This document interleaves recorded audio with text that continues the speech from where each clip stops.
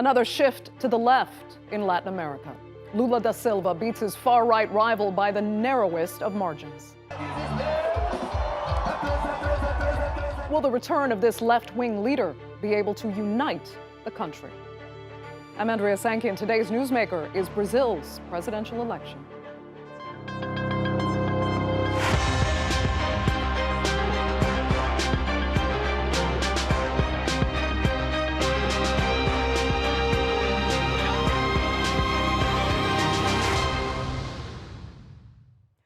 Lula da Silva's return to power is nothing short of astonishing. Just a few years ago, he was languishing in a prison cell convicted of corruption. That conviction was later annulled on procedural grounds, and soon the left-wing leader was bidding again for the presidency. On Sunday night, Lula succeeded, beating his bitter rival Jair Bolsonaro. And as he addressed his supporters for the first time after his victory, he vowed to unite the country and restore Brazilian democracy. This is not my victory, nor of the Workers' Party, nor of the parties that supported me in the campaign. It is a victory of the immense democratic movement that was created beyond the political parties, individual interests and ideologies for democracy to win. On this historic day, the majority of Brazilians made it very clear they want more and not less democracy, that they want more and not less social inclusion, and opportunities for all. They want more and not less respect and understanding among Brazilians. To summarize, they want more and not less freedom, equality, fraternity in our country. From the beginning of the campaign, the polls were substantially in Lula's favor, but the first-round results showed how polls can be flawed, with Bolsonaro narrowing the margin to about 5%. Ultimately, it was a battle between left and right, and this time the left came out on top, but only just. Lula's narrow margin of victory emphasizes just how divided Brazil is right now. As the result was announced, Lula's supporters celebrated, but many of Bolsonaro's supporters are crying foul. No movement for Lula exceeded 1 million. Bolsonaro got 1.5 million on the street here in Rio de Janeiro last year. This year also the same average. This is a fraud. And we need to go to the army. The army will have to intervene. Communism won't come to Brazil. Honestly, victory is when we win. He didn't win. This was stolen. The truth is that everyone is disappointed. We were expecting it because of the Supreme Court that we have. For sure it was stolen. I sincerely hope that we can reverse it somehow. Former U.S. President Barack Obama once referred to Lula as one of the most popular presidents on earth. Though any approval rating today may fall far short of the 80% he once had as president, come January 1st, he will take office again. In a moment, we'll discuss whether the president-elect has what it takes to unite the country. But first, let's take a closer look at Lula's rise, fall, and resurrection. From humble beginnings to the presidency, Lula da Silva's rise is extraordinary. At just 7 years old, he was forced to drop out of school to support his family. He started as a shoe shiner, then as a metal worker in a factory where he'd end up losing a finger. By his early 20s, Lula was heavily involved in trade union activism, and in 1975, he was elected president of one of Brazil's most powerful metal workers' unions. As leader, he organized multiple strikes against the country's military rulers' controversial economic policies, and the more Lula defied Brazil's autocratic leaders, the greater his profile became. In 1980, he co-founded the Workers' Party, and between 1989 and 1998, Lula ran in 3 consecutive presidential elections, coming second each time. Then in 2002, he tasted victory, winning in a landslide. 4 years later, he secured a second term. Lula was considered one of the most popular presidents in Brazil's history. But then in 2018, his reputation took a massive hit after being found guilty of corruption and money laundering. He called the conviction a political attack to prevent him from once again becoming president. Lula spent 18 months behind bars, but last year his conviction was annulled, paving the way for another successful shot at the presidency. And on January the 1st, the left-wing leader will take over from Jair Bolsonaro. But is he up to the task? Joining me now to discuss what's next for Brazil with Lula back in charge and how the right might respond are from Boston, Julio Morais, Chief Executive of the Cesar Group Incorporated. From Sao Paulo, we have John Watts. He's the spokesperson for Lula's international legal team. And also in Sao Paulo is Leandro Lima, a senior analyst specializing in Brazil for control risks. Thanks all so much for being with me. John Watts, I'll start with you. You know, by most descriptions, this was a, quote, historic election. I don't want to underplay that word. So first, if you can, explain what you think this vote and, you know, Lula's narrow victory says about where Brazil is at and how it's changed. Well, first and foremost, this is a good day for democracy. This is a good day for the rule of law in Brazil, and it shows every Brazilian, and indeed the whole international community, that the democratic institutions of Brazil are strong and they are secure. And everyone, even if they are unhappy with the result of the election, can be absolutely guaranteed in the integrity. Okay, but I mean, I was looking for, you know, when people describe this as historic, it really is, it was such a surprisingly close race given the lead that, that Lula had. I mean, explain how that gap has narrowed so much and why it really shows how much division there is in Brazilian society. Well, yesterday's election was the election that should have taken place in 2018. And the reason it didn't take place in 2018 is because Lula was subjected to the most barbaric misuse of law for political purposes to exclude him from that election. So what we're actually seeing in the 2022 election is history making up for itself. And it is no surprise that certainly to the team here in Sao Paulo, that the result was so close. It is quite clear that Brazil is a divided society in terms of politics. But in the end, democracy won. Okay. And in the end, place of disagreements, political disagreements, is in the ballot box, and never again for Brazil should it take place in the courtroom. Okay, let me ask Julio then how you feel about what you've just heard. And do you think, in essence, this election has set things right for Brazil? Well, first of all, I agree with John in some part and disagree in another part. I think democracy prevailed with this election. It's a sad day for me and the 58 million Brazilians who support Bolsonaro, want Brazil to go a different pathway than where it's going right now. But I think the right thing to do right now is stand behind the president-elect Lula, support his government, and trying to unite Brazil right now, because the Brazilians are divided, and it shouldn't be like that. It hurt the economy, it hurt the democracy, the way things going right now. So I think Lula has a big challenge in front of him right now, which is unite Brazil, the Brazilian population. So, but at the end, I think democracy win. Brazilian people, the majority spoke, and Lula is now the president. Okay, Julio, it's good to hear you say that because you still have the man who is effectively the president of Brazil right now refusing to concede defeat. Are you concerned that he might not? I am concerned because he's quiet to the moment. I think the right thing to do for him right now is concede and support Lula and focus on 4 years from now on. He just lost for 2 million votes, so he can catch up in 4 years from now. But it seems like he chose a different way, the pathway from Trump. That's why he make mistake during the election. That's why he ended up losing the election, because he chose the wrong pathway. I really hope he's not gonna behave like a child and try to fight for the election. I see a lot of supporters stand behind, the democracy, supporting Lula as a president, especially the new São Paulo governor, Tarcísio Freitas.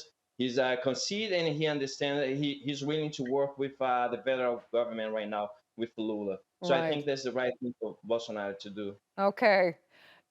Again, good to hear that you support Bolsonaro, but support the peaceful transfer of power. So let me ask Leandro about that. I mean, it looks like Bolsonaro can't derail the peaceful transfer of power because of, unlike in the United States, even Bolsonaro's congressional allies have fully recognized Lula's victory.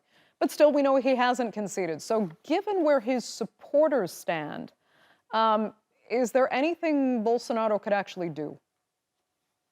hmm so the outcome of Brazilian elections is definitely better than the outcome of the U.S. elections when President Trump immediately challenged the result. And as Julio mentioned, although Bolsonaro remains silent, a few of his closest political allies have already recognized Lula's victory and have already said that they will be the opposition for the new government. So this is a positive aspect in terms of how the situation is evolving in the country. However, I believe there's still a bit of uncertainty until Bolsonaro uh, clearly declares his stance regarding the results. And I think that Bolsonaro and his allies, they are at this moment, they are discussing how they will approach and how they will position themselves Mm. over the next few weeks. But any attempt to challenge the result, I think that's unlikely. He could cast doubt on the reliability of the voting system, but this is very unlikely to Okay. to succeed. Yeah. Right.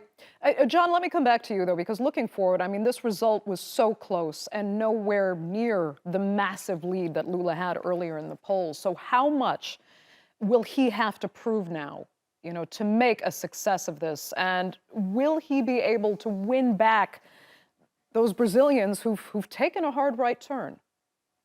I think, as Lula said last night in his victory speech, there's only one Brazil. There isn't a divided Brazil. He's a president for the whole country, and he made very, very clear in what I felt were very conciliatory remarks that spoke to the whole country about trying to bring the divisions of the last 4 years together, to end them, and bring people together who uh, will still disagree politically, I'm sure, going forward, but need to have those disagreements within the democratic principles of Brazil, which everyone here is agreeing are very, very strong. And as a result, I'm very optimistic about the future for Brazil with President Lula. I think he has a clearly huge public policy ambitions, both domestically and internationally. And I was with President Lula last night, and the phone didn't stop ringing from international leaders, phoning to congratulate him within a few minutes of the results being confirmed. The only person he hasn't heard from is the current president. And as Right. all of your panelists say, the right thing now to do, the right thing for Brazil, the right thing for democracy here in Brazil, is for Bolsonaro just to pick the phone up and to see. It may be the right thing to do, but Julio, I'll come back to you because there are still, basically half of the population did not want this victory. Even though under Lula's leadership, Brazil actually became the sixth largest economy in the world. He hit an 80% approval rating in 2010. But now seeing this tiny margin over Bolsonaro, I mean, are there still doubts about Lula's actual innocence? Is this what's holding some of those, Bolsonaro supporters that could have arguably gone either way? Is that what's holding them back from having supported this president in the second round? So yeah, no, I think like a lot of people, we end up having Lula as the opposite and a strong voice, but his conviction in criminal charge, we all know it's true. We know it was corruption under his government. Was even though like the economy has proved, but the corruption and how they scanned through the government, it's a reality. We cannot cover that. And we have the Brazilian justice system that condemned him, but after release him. But like we end up having like Lula as the president, and also he carried his criminal history with him to the presidency. So I think that's the little issue with most of the Brazilian, like half of the Brazilian population, end up supporting Bolsonaro. If no, they don't support Bolsonaro, but they support someone other than Lula. Yeah, John, I can see you disagree, but Leandro, let me ask you. I mean, when I ask about the doubts that are still there over the corruption in the Partido Trabalhador, the Labor Party, or the Workers' Party of Brazil, we have to remember Lula's conviction was annulled, but he still hasn't been found not guilty by a court. It was procedural. That's not quite right. Okay, not quite right, but let Leandro comment first, because I just want to ask, I mean, how much, whether or not you think he's guilty or innocent, how much just it haunts Lula now going forward? Just the fact that he was convicted, albeit annulled, he spent time in prison for a corruption charge. Yeah, that's indeed a tricky situation. The rulings, they were indeed annulled, but I think the important thing here to think the future of this third Lula administration is to acknowledge that the anti-corruption sentiments and the association that part of the population, that a significant part of the population makes between Lula and the Workers' Party and corruption. I think this is something that is very likely to haunt President Lula over the next few years, and that's an anti-corruption and anti-Workers' Party sentiment that remains quite strong in the country, and that is going to be a challenge for Lula in the future. The socioeconomic issues Brazil has been experiencing over the past few years, they are more a more salient issue in the electoral debate this year. So corruption was an important issue during the campaign, of course, but I think Lula's victory reflects, let's say, the relative greater importance of the current socioeconomic dire socioeconomic situation in these election. Okay, John, let me come back to you and let me phrase a question this way. Do you think the Workers' Party at least has learned some lessons about corruption and what happened that actually may improve their performance going forward and accountability? So Brazil clearly has issues with corruption across all parts of society. And I will come back to some of the points that have just been made that are factually inaccurate and need clarifying. But for Brazil generally, the only way that you can deal with corruption is to prosecute corruption fairly and within the rule of law. The problem Brazil has is that its legal system is based on unreformed medieval European law, based actually on a French and German system, where an investigator, a prosecutor, and judge are the same person. That is illegal under international law. Okay, we don't. I didn't want to turn into, looking at Brazil's justice system. Just, I mean, looking forward, whether we like it or not, questions will still hover. I have to clarify. Mm-hmm. The point about Lula's conviction being annulled, that is not what happened. What happened was that the courts, the Supreme Court and the United Nations judged that Judge Morrow was not authorized, did not have the jurisdiction to even investigate and prosecute. This is true, but what people still question is that if he had another judge, whether or not he would have been proven innocent of all the charges. Yes, they showed that the judge could have had bias, but it still leaves a cloud hanging over, unfortunately. And many Brazilians will say that. They still don't trust. That's exactly the point, because it was the misuse of law for political purposes. And but what I was asking is, can that be used to positive ends now? Because it will kind of, in a way, push the Partido Trabalhador to make sure that there is no scope whatsoever for any kind of further investigation or any suspicion of that level of corruption?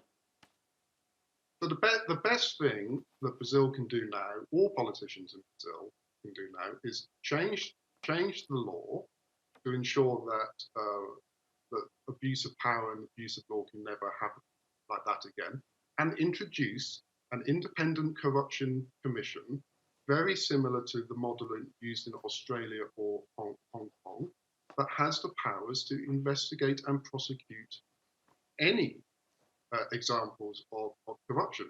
And let me assure you, there will be examples of corruption from the last 4 years that will need to be prosecuted.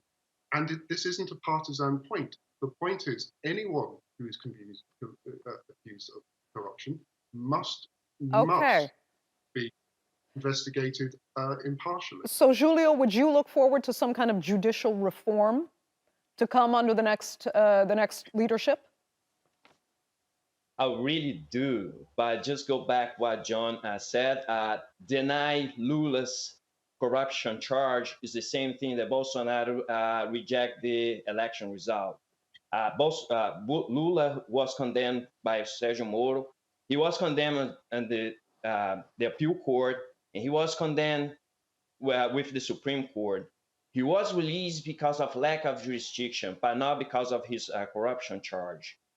But I hope we're gonna have a change on the court system and justice system, so we can actually proceed with corruption or any other charge with a politician. Right now, they have the voto privilegiado, like they have a special protection against them with the judicial system, so they can make corruption, but cannot be condemned as long as they hold the term.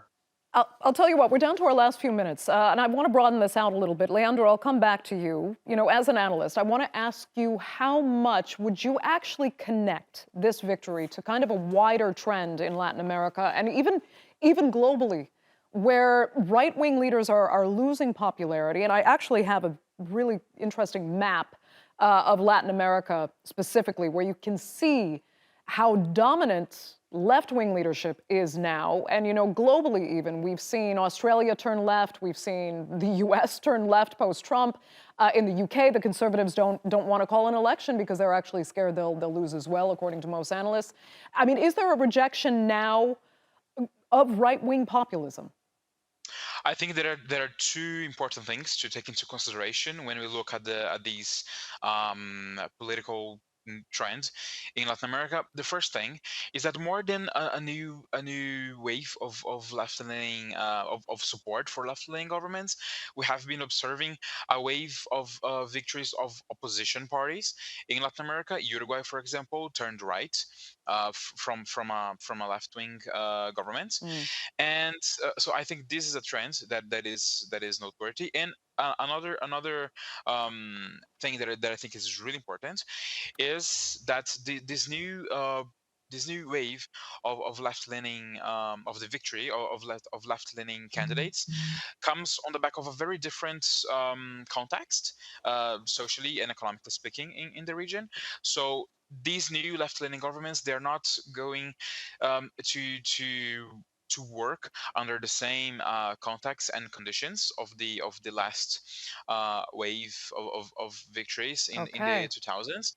The situation is much more challenging, and something that is key is the let's say the clash between people's expectations for quick social transformation and the government's real ability to deliver these social transformations.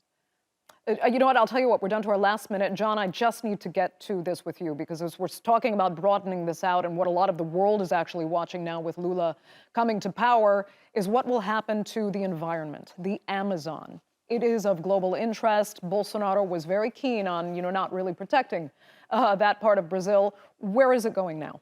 So the international community were delighted to hear during the campaign that Lula proposing a global initiative for rainforest, particularly between Brazil, Congo, and Indonesia.